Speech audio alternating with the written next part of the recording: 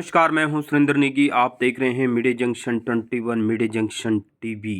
Media junction की खबर का असर पड़ा है उत्तराखंड पर। उत्तराखंड की खबर हमने आपको दिखाई कि उत्तराखंड के लोगों को कैसे बाघ खा रहा है और उसका क्या उपाय है। इसी पर उत्तराखंड के लोगों को जंगली जानवर क्यों परेशान कर रहे हैं, इस पर क्या कहा उत्तराखंड की मुख्यमंत्री पुष्कर सिंह धामी ने, तो सुनते हैं मीडिया और जंक्शन ये में। कि जो अभी आप सब लोगों ने देखा होगा कि वन्य जो जीव हैं, मानव वन्य जीव संघर्ष, ये इन दिनों कुछ हमारे लिए चुनौती के रूप में हमारे सामने आया है। और उत्तराखंड राज्य के उन क्षेत्रों में जहाँ भी ये वन्य जीव जैसे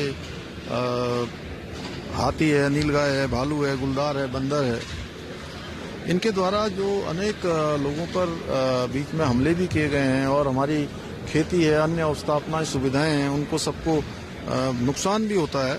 वहाँ पर हमने तय किया है कि एक कर्मबद्ध रूप से, चरणबद्ध तरीके से, योजनाबद्ध रूप से एक सोलर फेंसिंग की व्यवस्था की जाएगी सुरक्षा के लिए, और सेंसर बोर्ड अलर्ट सिस्टम लगाकर सुरक्षा तंत्र को विकसित करके मानव वन्य जीव संघर्ष को कम करने के लिए, लोगों की सुरक्षा के लिए एक प्रभावी रूप से इसमें कार्रवाई की जाएगी।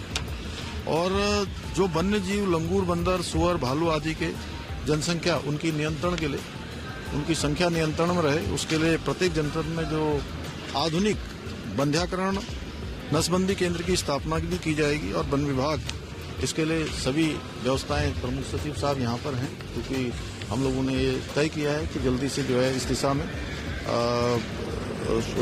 सभी व्यवस्थाएं सुनिश्चित होंगी। और प्रदेश के समस्त जनपद जहां पे मानव वन्य जीव संघर्ष में जो चिन्हित वन्य जीवों के रेस्क्यू और रिहेबिलिटेशन के लिए सेंटर वन विभाग के नियंत्रण में खोले जाएंगे। जैसे आप सबको पता होगा कि रामनगर में हमारा टाइगर और गुलदार के लिए रेस्क्यू सेंटर है, जहां पर लगभग आज 25 के आसपास टाइगर और गुलदार वहां पर रेस्क्यू किए गए हैं। इसी प्रकार से भालू के लिए भी और अन्य वन्य जीवों के लिए भी रेस्क्यू सेंटर बनाए जाएंगे।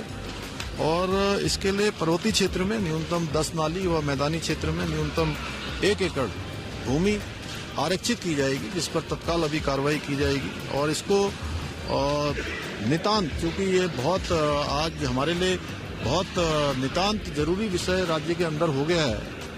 वास्तव में इसके कारण से काफ़ी चुनौती आम जनजीवन को उसका सामना करना पड़ रहा है। इसलिए इसको शीर्ष प्राथमिकता देते हुए 2 सप्ताह की अवधि में इन योजनाओं को पूरी तरह से क्रियान्वित करने के लिए रणनीति बनाई जाएगी। और इसके लिए वन विभाग को जाल है, पिंजरा है और ट्रैंक्विलाइजेशन है, गन आदि संसाधनों की उपलब्धता के लिए 5 करोड़ रुपए की धनराशि भी अतिरिक्त उसके लिए व्यवस्था की जाएगी।